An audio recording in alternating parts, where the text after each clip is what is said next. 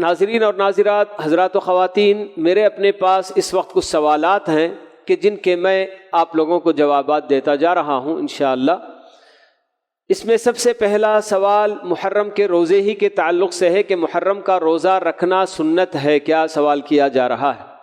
میں نے ابھی آپ کو بتایا کہ محرم کے مہینے کے روزے اللہ کے نبی صلی اللہ علیہ وسلم نے بتایا کہ رمضان کے فرض روزوں کے بعد سب سے افضل روزے اسی مہینے کے ہیں، تو جتنا زیادہ اس میں ہم روزہ رکھ سکتے ہیں ہمیں اس کا اہتمام کرنے کی ضرورت ہے، اور بالخصوص عاشورے کا روزہ کہ جس کی فضیلت میں اللہ کے نبی صلی اللہ علیہ وسلم نے بتایا کہ مجھے امید ہے اللہ تعالیٰ سے کہ اس ایک روزے کے بدلے 1 سال کے گناہ اللہ تعالیٰ معاف کر دے گا۔ اور جب اللہ کے نبی صلی اللہ علیہ وسلم شروع میں یہودیوں کی موافقت کرتے تھے، یعنی ان کے برابر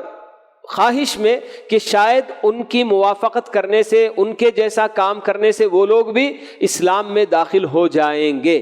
لیکن بعد میں جب ان کا پول کھلا اور یہ آپ کو پتہ چل گیا کہ یہ لوگ بالکل ہماری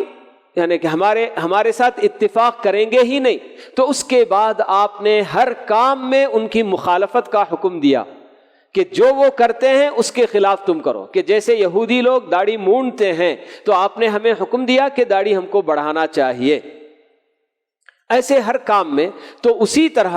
آپ نے آخری وقت میں یہ خواہش ظاہر کی تھی کہ اگر میں اگلے سال بھی زندہ رہا تو میں 9ویں تاریخ کا بھی روزہ رکھوں گا۔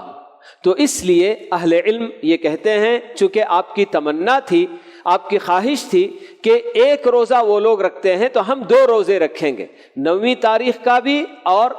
10ویں تاریخ کا بھی، تو جو اس طرح سے کریں گے یہ زیادہ افضل ہے۔ اور اگر کسی نے 1 ہی دن کا بھی روزہ رکھا جو کہ اصل عاشورہ 10ویں تاریخ کا ہے، کوئی حرج کی بات نہیں، لیکن اللہ کے نبی صلی اللہ علیہ وسلم کی خواہش اور آپ کی تمنا کا خیال کرتے ہوئے 2 روزے رکھے، 9 اور 10، یا کم سے کم 10 اور 11 بھی اہل علم کہتے ہیں کہ ہاں مخالفت ہی کرنی ہے یہود و نصارہ کی، تو اس میں 10 اور 11 کو بھی رکھنے کی صورت میں یہ چیز ہو سکتی ہے، تو 9 اگر کسی سے چھوٹ جائے تو 10 اور 11 رکھنے کی کوشش کرے، یہ زیادہ بہتر ہے۔ تو یہ روزہ خاص کر عاشورے کا یہ بہت ہی اہم روزہ ہے کہ اللہ کے نبی صلی اللہ علیہ وسلم نے 1 سال کے گناہ معاف ہونے کی بشارت دی ہے، تو اس لیے اس کا تو ہمیں زیادہ اہتمام کرنے کی ضرورت ہے۔